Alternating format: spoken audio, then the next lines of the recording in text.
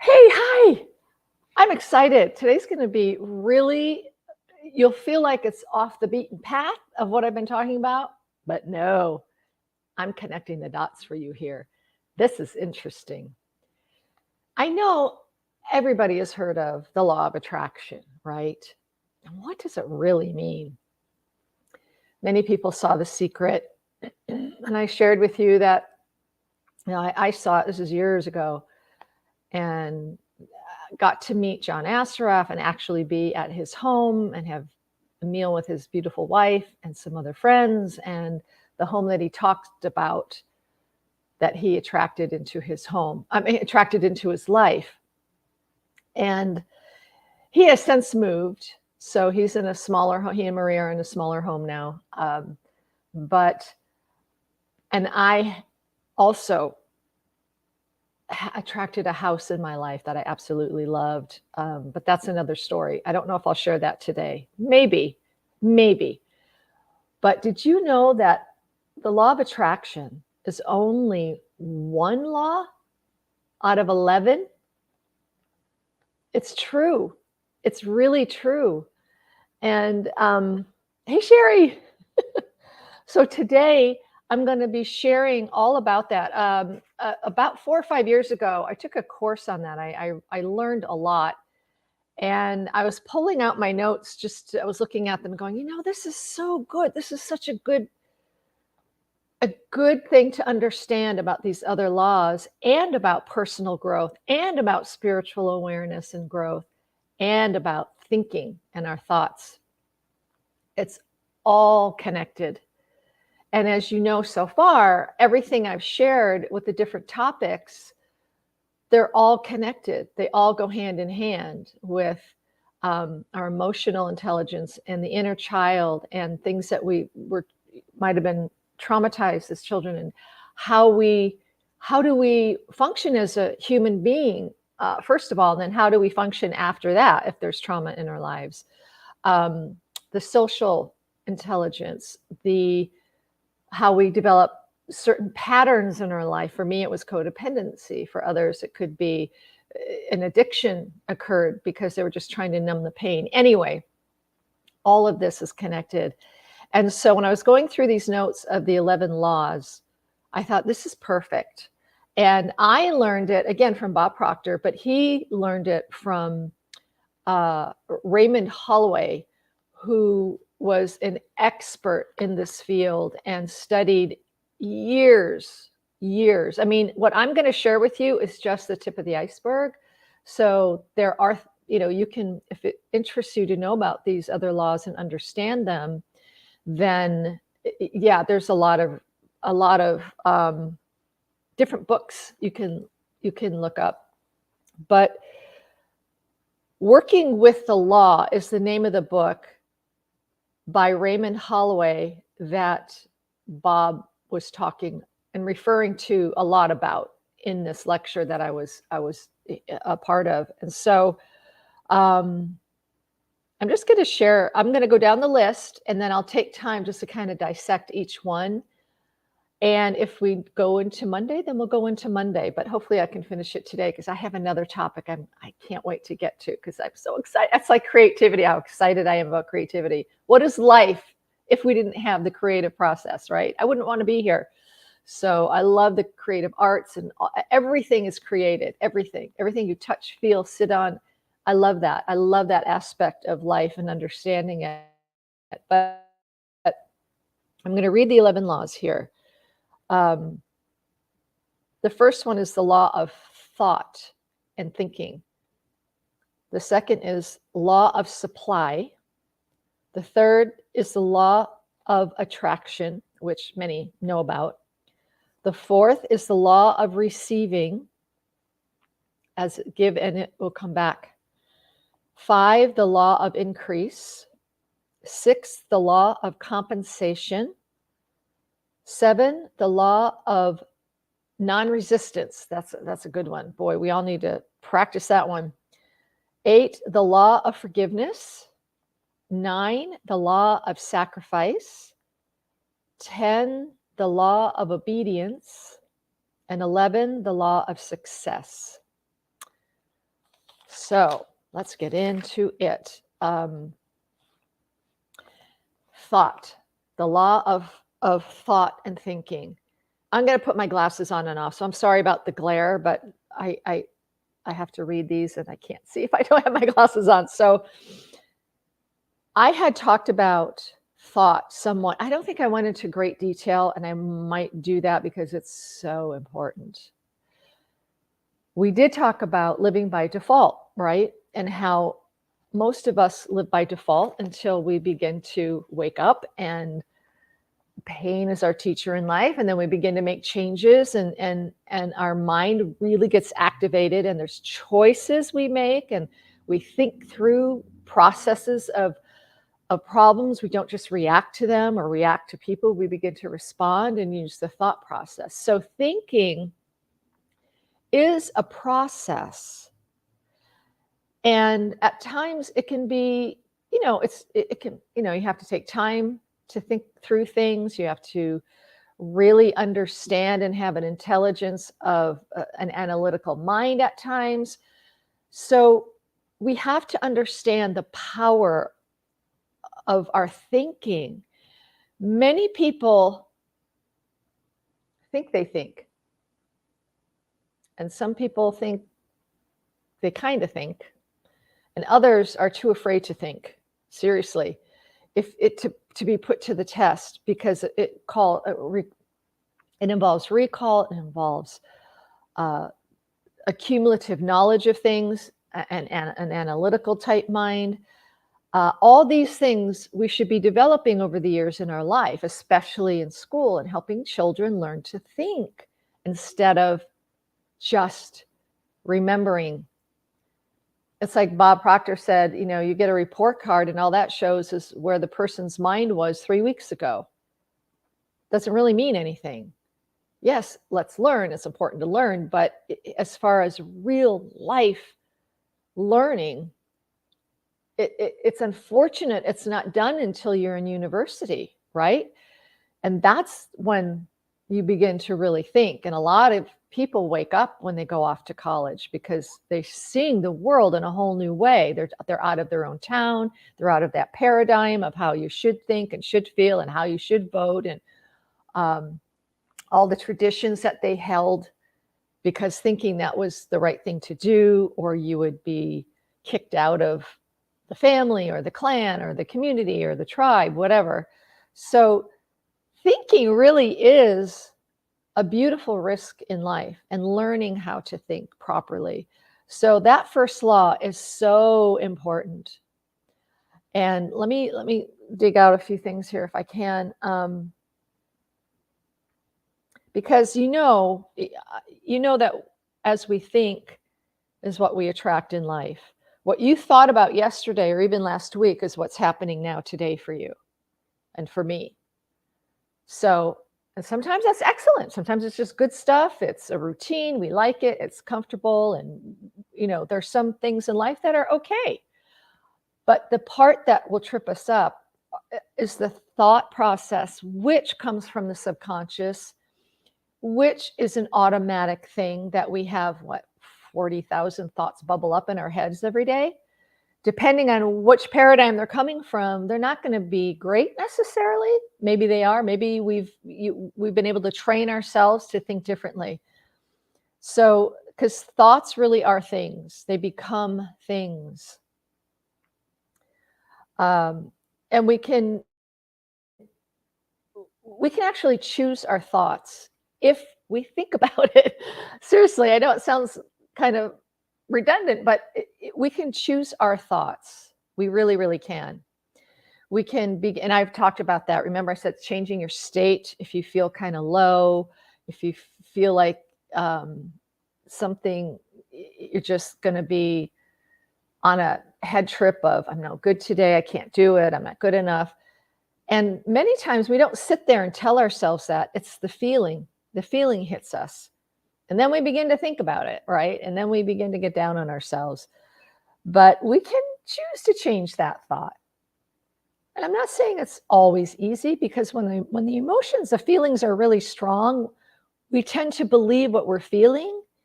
but we can't always believe what we feel because it comes from a place of uncertainty or old belief systems, or maybe someone said to you yesterday that is long gone, but you're still feeling it.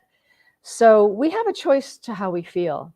And again, we can change that state of feeling in mind by taking action, moving our body, getting up and doing something different. Go be creative, go for a walk, ride your bike, go for a swim, dance in your kitchen. I don't know, whatever it takes to get your blood pumping.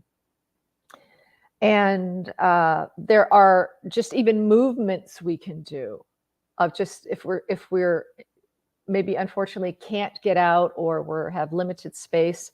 There are movements you can do with your body alone, with raising your hands over your head and keeping them there and thinking, I'm more powerful than I give myself credit for. I'm more powerful than I give myself credit for. I'm more powerful. I can change this. I can change this. And just changing our thoughts that way can help us. So I just want us all to understand how powerful our thoughts are. Now, I will say there are days that trip us up, right? I've had recently, even a few days ago, I had a day like that where I woke up just so sad because of something that has been occurring with some people I love dearly. And I just felt so sad. And you feel like you feel helpless and you just want to help, but you can't. There's nothing you can do or say. And plus I didn't sleep well. So I was so sad that whole day and weeping on and off. And I realized I just had to toss the day. I had to go, forget it. Because I tried, going for a walk helped for a while and that was good for me. But it was just, I was just tired physically. And I knew the day was a wash. And I knew if I had a good sleep, the next day would be so much better. That's exactly what happened. So some days might be a wash, but if we understand the next day is going to be better, when we take good care of ourselves and get the sleep we need and the nutrition and hydration, the next day is going to be better. But it's okay to understand that we're going to lose a day here and there because of things that come up in our lives unexpectedly and take us by surprise. But the overall emphasis is on knowing it'll get better, and we have ways in which we can get better with our thoughts.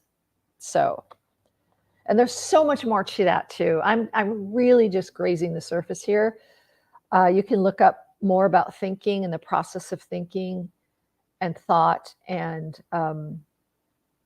this is where responding is so much more important than reacting. When we react, we're triggered and we react, and then that little child in us comes out, like I explained earlier.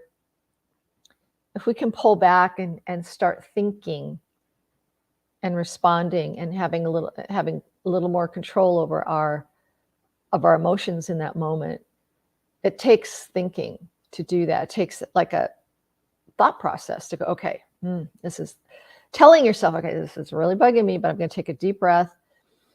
I'm going to think about how I will respond to this person or this situation, whatever it is, and then you respond accordingly. So thought is so important. So the second one is the law of supply. Let me just read through this quickly. My handwriting, I can't even read my own handwriting. It's pretty bad. Because I write in code, so I have to figure this out. Oh, yes. Okay. And this is by the way, these 11 laws are universally, and they're just spiritual across the board. It's all spiritual. These laws are very spiritual. So if you're someone who doesn't believe in a higher power of the creative force of life, of the divine spirit, the great spirit, as the indigenous people say, or God, I don't know what to tell you. So I don't. I plead ignorance because I don't know, because these are very spiritual laws. And when it comes to the law of supply, It's understanding and believing and having faith that all that we need and things that we ask for come from infinite abundance. Infinite abundance. And so many of us are programmed to ask for little things or feel guilty or, asking for things and oh dear God, please, we're afraid to ask for what we need. And we need to have faith knowing that God, or whatever name you want to put to it, is our supplier, so to speak, the great source. Some people call God source. That's where our supply comes from. It might not always come in a way in which we think it will or want to, but we are always cared for. Again, we have to remember, and we're using our thoughts, we're trusting. It takes faith, and we're trusting in where our needs come from. Some people, you work, you get paid, and you think your boss is paying you, but the boss isn't really paying you. It's the resources from the whole business, where it comes from. And if we can think of God as a bigger business, so to speak, not to personify God, but just if that helps you process about supply, where our needs really come from, where our met needs come from, is what I should say. God is the source and supplier, but when we doubt,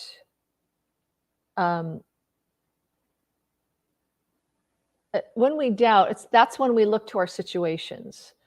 So we look at our bank account and we're like, oh my God, how am I going to pay bills this week? Or how am I going to pay rent? Or how, and we focus on what we don't have, and we worry about the lack.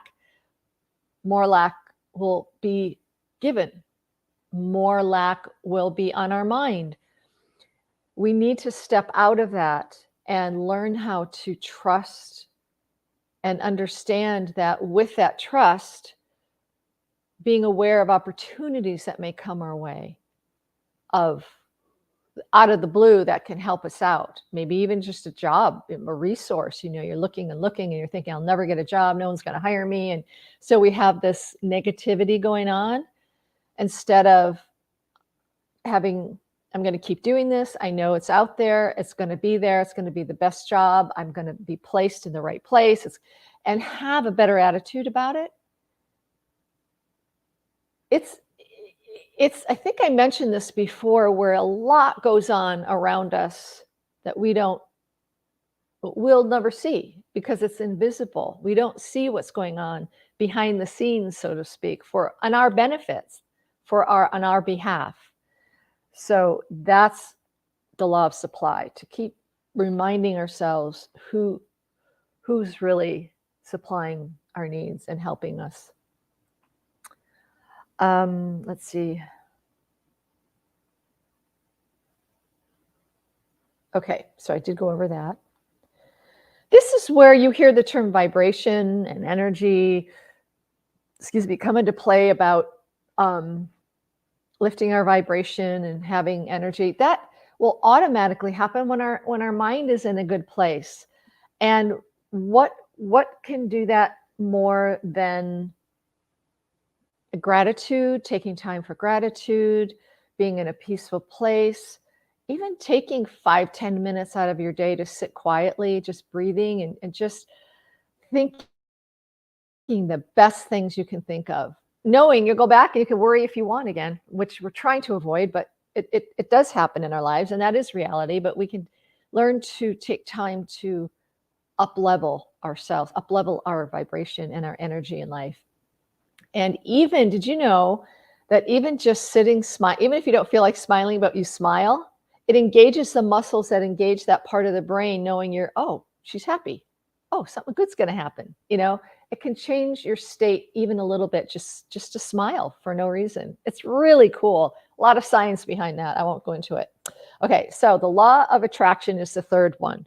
This has to do with desire and things we need and want, expectation, So it's as if here's the analogy that was given, like you have someone who's they like to fish. They cast the reel and that fish is on the line, but you got to reel it in, right? You got to take the action to reel that fish in. So otherwise, all you're doing is standing there with the fish on the end of your hook and, and nothing's coming of it. So it's the law of vibration, and the law of attraction is secondary, is how he put it. It's our vibration in life. It's the happiness that we can feel. And happiness is an inside job. And I know for myself personally, I had to learn that. I had to work at that. I had to understand that. And because I was always, way in the past, living just to survive, not forget thriving. I was like, just, so we're always on the alert. We're always thinking the worst. We're always, and I suffered from depression. So I had to understand that. And as I got a little more grip, a little more traction on my own thoughts and feelings, and allowing myself to be happy and allowing myself to remember joyful times and to really feel like I'm in those moments, that is wonderful.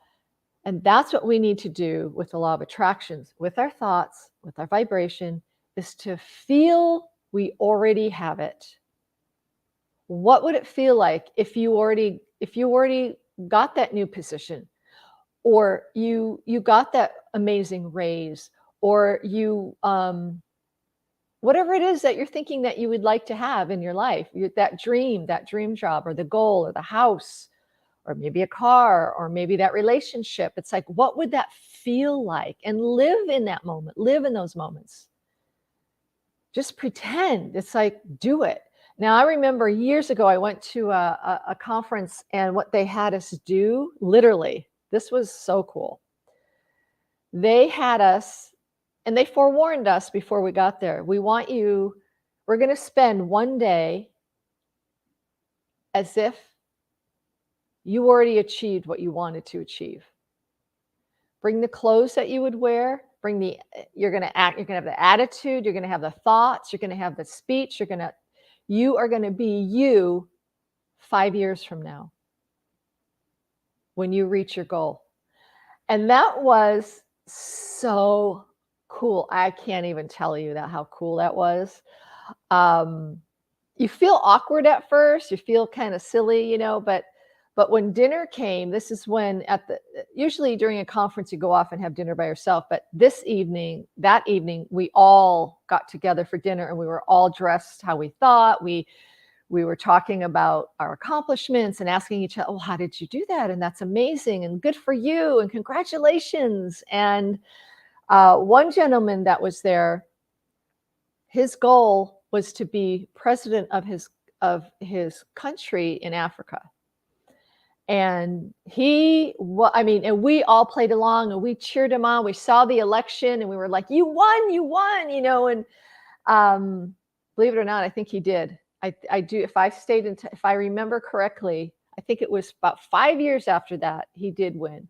And so, and my goal was to write a book, and I had very little goals back then, it makes me sad. I could have thought about a lot of other things. But I did write the book, and it was published. And I was like so happy to do that. And I look back on that and go, shoot, I should have dreamed bigger. I should have had better dreams, bigger dreams. Because for me at the time, I thought, well, that's a huge thing, right? And there were other people. The guy wanted to be president of his country. The other people like have their corporations, and they were head of their own business, and they were living on an island. I mean, there was no dream that was too big ever, or silly or anything. Everybody could do whatever they want. So I thought that was cool. That's that point of which that vibration is so important. And I know Dr. Joe Dispenza talks about that a lot of how to live in the moment of you have what you want. What is your dream life? What is your dream job? What is your dream relationship? What What is your dream car? I mean, anything, anything. Nothing is off limits. But here's the thing. It can never hurt anybody else.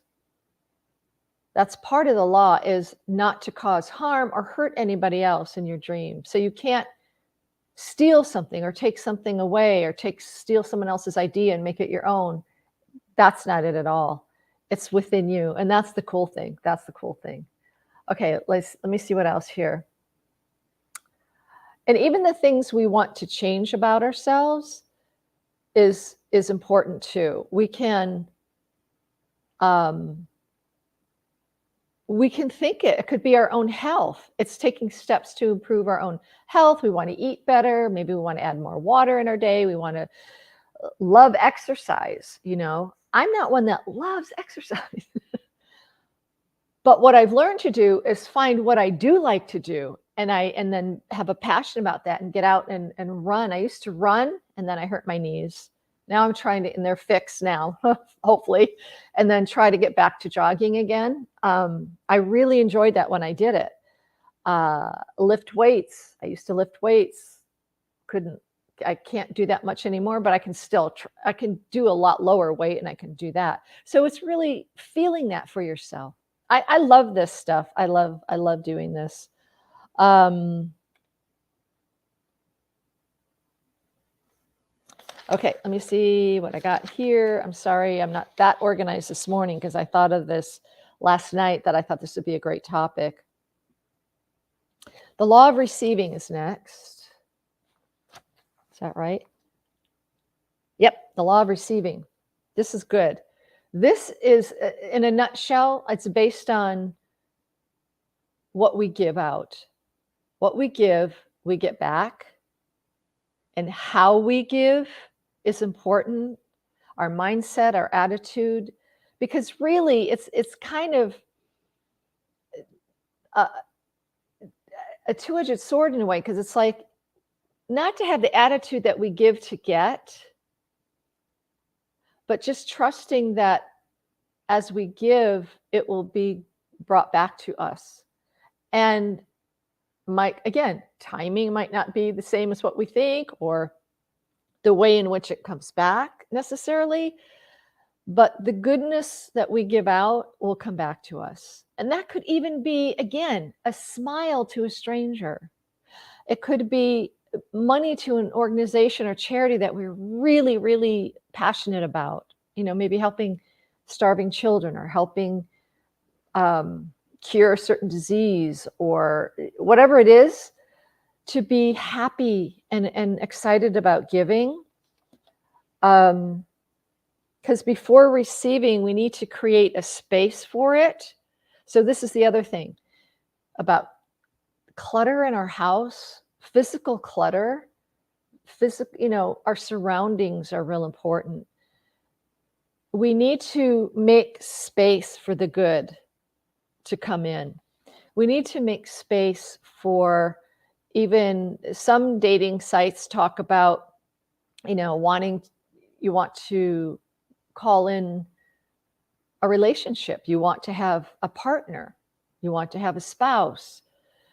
And they even talk about decluttering your closet, making room in your bedroom. I mean, these are just all symbolic, but literally when you make space, then there's room for that good to come into you, for that person to come in, for that. And it's even making space in our minds. When our minds are so cluttered and worried, and, you know, there's not a lot of space for the good to come in. All this is, and this goes back to how we were raised, the input in our minds, what we had to believe, what we didn't believe, the trauma that might have occurred to us, and that takes up space in our mind and our emotions, right? It's so subconscious. We are not even aware of it as adults, but that's what happens. So all of the personal growth that we can do and are aware of in our own lives, and the spiritual growth and awareness, is for the best. It's for good. It's to help us not only be better humans, which is always a good thing, but to learn to think more clearly, learn to master our emotions in a way in which we can actually call in those things that we want in our life. The important thing too is when we understand deeply all these other laws, because they are universal, they come from the universe, these laws, and again, it's scientific, it's everything, and it goes very, very deep, that I'm not going to touch on because I'd be here forever. So, but when we understand them and we can align ourselves, again, it's just being in alignment. You talk about being aligned with your chakras, it's all the same thing. This really is all the same thing, just different terminology. So when we can be congruent and aligned the best we can any given day, now again, it's not always going to be perfect. I get that. But the closer that we are, the better our lives become, our thought processes become, and life just, it flows more readily on our behalf. I've had times like that in my life without even, I look back on it now, and there wasn't even a lot that I was quote unquote doing or concentrating on. It was just knowing what I'd like, feeling what it was like, and then kind of letting it go and seeing how it comes up, see how those good things come into our lives, because they'll do it mostly in ways in which we're not even aware. So that's the beauty of all this too, where God's hand is in everything. Be open to the good and give good to receive good. So we have to be open to it. And think about our mind too. Again, our thought process. What are we thinking about? Are we thinking about the good things? Or is our mind obsessed with the bad news and what the news station is on in the background, or the headlines? Or yes, be informed. Always be informed, but not obsess about it, and keeping our minds locked and loaded in negative things. So it's good to be open to the good, give good, so you can receive good. Give what you have. Give with intention and be open to receive. You see, there's reciprocity in this. Again, you can even call this the law of reciprocity, and some people do. It's the give and take of life. It's that circular motion. And we need to be really generous givers and very gracious receivers. I know people who are, oh, I can't, oh, no, thank you. Oh, no, don't do that. Oh, you even want to give them a compliment. And they're like, oh, no, this old thing, gosh, no. We need to be gracious receivers and just say, thank you. I appreciate that. That's nice of you. Receive that good. Receive that smile from a friend or a stranger even. Receive the good compliments. Receive them graciously. And give them back generously to people. Absolutely. Sometimes I'll be out and about. I was at the airport in June, and I was at the Burbank airport, and there was this precious lady. She was all of maybe 4'11", very tiny, and she had her cane, but she looked like $1 million. She had on this amazing, beautiful outfit, and she had a little bit of makeup on and lipstick, and you could tell she loved life. She had a hard time walking. She was a little bit bent over, but you could just tell. And I was standing in line next to her, and I went, oh my gosh, I love what you're wearing. Those colors are amazing on you. And it just made my day to see the pattern and the colors of this suit she had on. And then we just started this conversation, and she was such a neat lady. And I was right. She loved life. She would get the best out of every day that she could. And she liked wearing certain things that cheered her up. She goes, I kind of do it selfishly because they cheer me up. I like these clothes. And I went, boy, it cheers up everybody else around you. So you see how effective that is when we have that attitude about life and ourselves, and maybe something we even wear can cheer someone else up. I think that's so awesome. It's that reciprocity. Did I say that right? Reciprocity, the give and take, the give and take, the give and take. So I'm sure whoever's listening to me, many of us just kind of automatically maybe might give a compliment to somebody because you see, man, that brooch you're wearing is so beautiful, or your hair looks great today, or even calling up a friend or texting them, reminding them how special they are to you out of nowhere. Just say, I was thinking of you today and I'm so grateful you're in my life. And mean it. I mean, obviously you're not going to lie. Don't give things out or compliments out of a lie, because that's defeating the purpose. It's just being generous with what we give out. Decluttering is a good thing. Sell them or give them away. Make space in your office for success, or your home. Maybe you want new furniture, and you're like, gosh, I'd love it, but make space for it.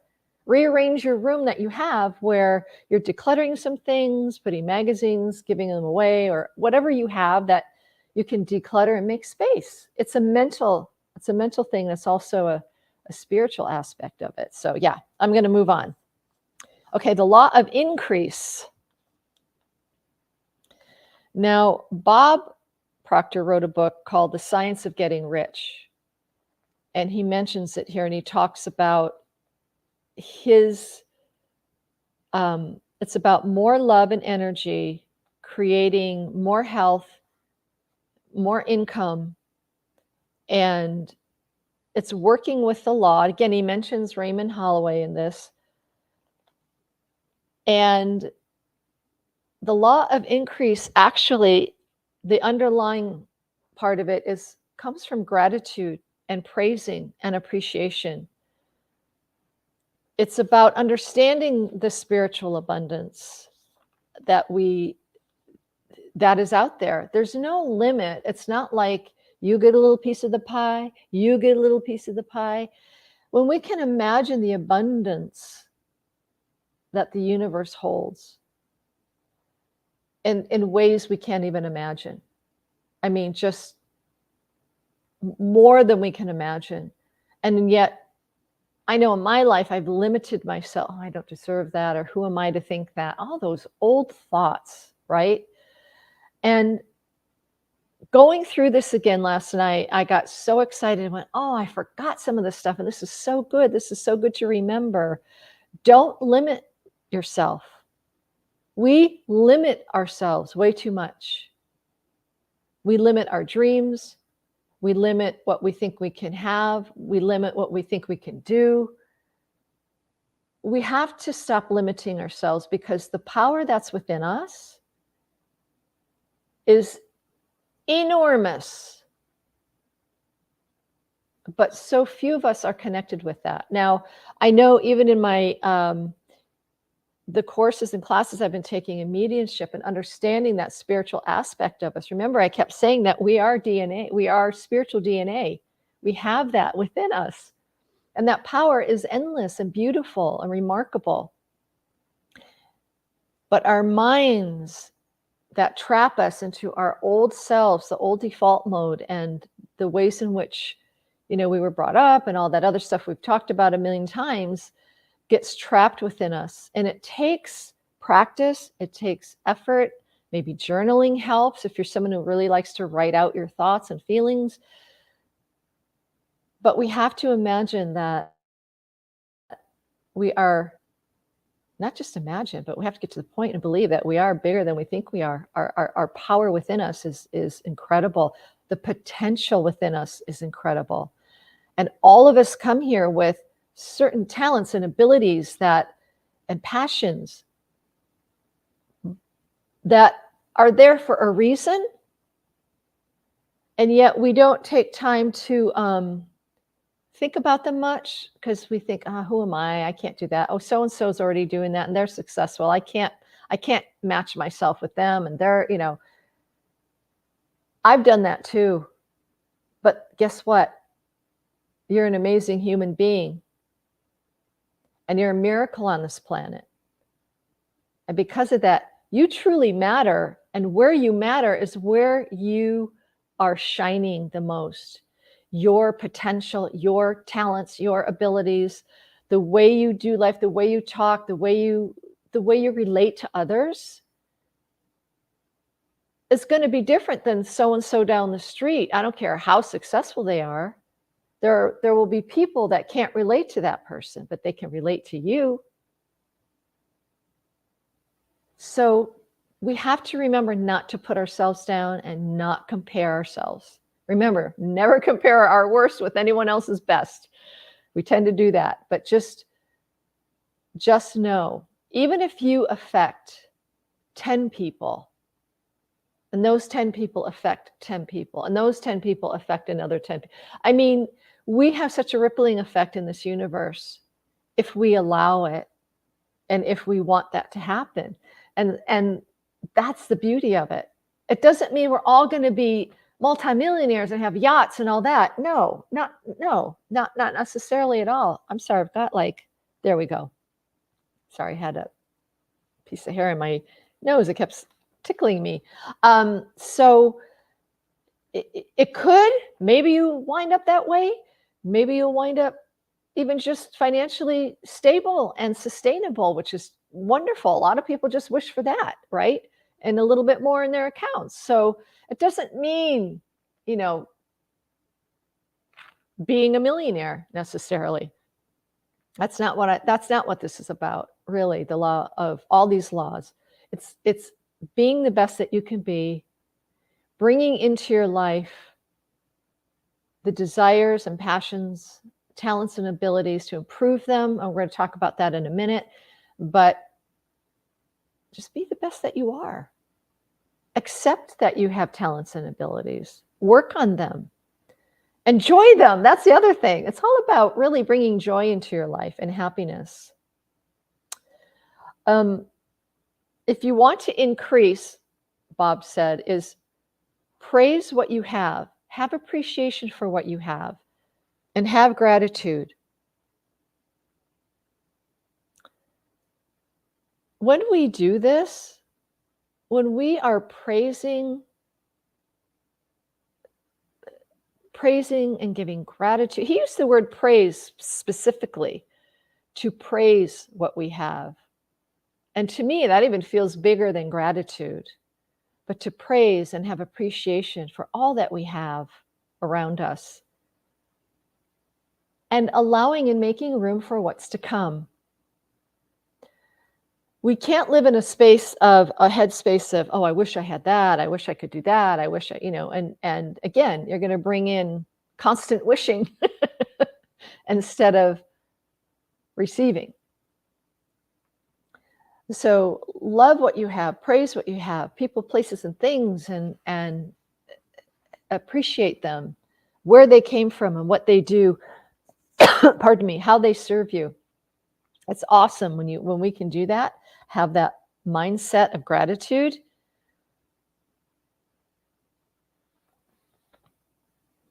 And we grow. And how Bob put it was, when we praise and give gratitude to God, however you do that.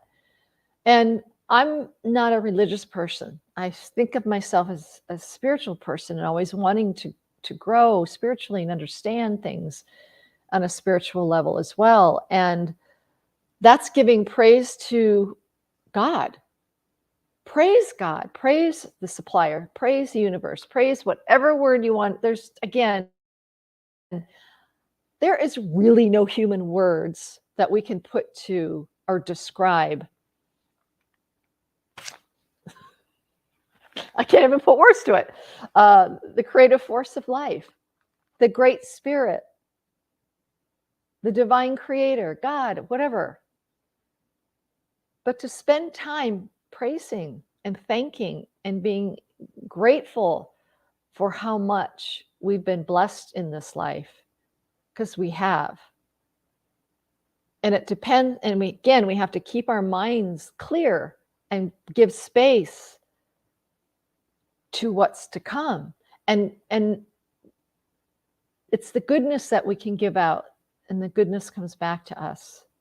That the give and take. I'll put it that way. Sorry, I got stuck on the word. The next law is law of compensation. Now, here's what's important about this. He goes, there's 3 specific things that the law of compensation is about. The need for what you do, the ability to do it, and the difficulty there is to replace you. Now, at first that can sound intimidating, like, oh man, they're already doing it and they're better than me and I'm not that. It's like we want to go there right away. But he debunks that. He's like, no, if you believe and understand these other laws, this only makes sense. This is what makes sense. Oops, sorry, I dropped something. It makes sense to do that. It makes sense to understand what is the need for what you do. Everybody needs something. Everybody needs something. And no matter what your talents or abilities are, someone needs it. Someone wants it. Someone desires that. I mean, you can think of the arts. How many kinds of artists are there that have ever existed in life, period? The Renaissance, Baroque, realist, modern art. I mean, and even within those categories, a bazillion different artists, right? But people will be attracted to certain kinds of art. How many kinds of musicians are there? Thousands. But people are attracted to certain sounds or certain types of music or lyrics or certain composers. So we can't, it doesn't serve us well to go, oh, well, they're already doing it and I'm not that good. Because like I said earlier, there's only one of you and people are going to want you. People are really going to want you. So they want to hear from you. They want what you have, whatever that might be. But here's the key that he does talk about, the difficulty to replace you. We can't replace Leonardo da Vinci or Michelangelo or Renoir or Monet. Those are the classics that I think of. But you're a Renoir, you're a Monet. I am in my way, in the things I do or share or speak or give or receive. There are a bazillion actors and actresses, and they all have their unique style and look and characters they can do, right? It's infinite. It's infinite, and that's what we need to understand.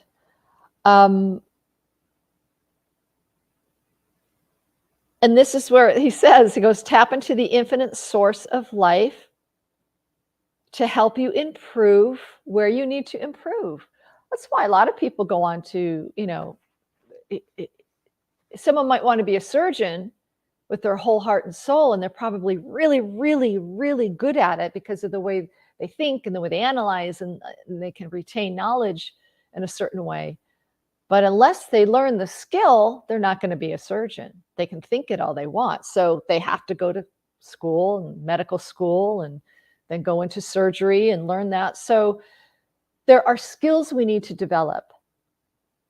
And that's beautiful because we have it. We have that gift and talent within us, that passion, where the skill will be, not that it's not work and you can't, we have to do it, right? But it'll be magnificent to do it, and there'll be passion behind doing it. So learning that skill is what's very important. The more skilled we are and the more that we can resonate with our skill and our passion, the more irreplaceable you're going to be. So there's that. So you know what? I'm going to end there now, and we'll go over the other ones on Monday. The law of non-resistance, that's a good one. So, and on from there, what is it? Resistance, the law of forgiveness, the law of sacrifice, the law of obedience, and the law of success. So we'll go over those on Monday. Okay. I'm going to stop there. And this is so exciting. And I know for me, I'm so glad I'm doing this again, because it's a great reminder for myself to remember these laws. Laws sound so harsh. It sounds like, because there is the law of obedience. So we're going to talk about that. Like, ooh, that's kind of a weird word. But no, when we break it down, it's so meaningful. So I can't wait. Thank you for being here. And I hope you have a great weekend. Thanks, Sherry. Have a great one. Bye.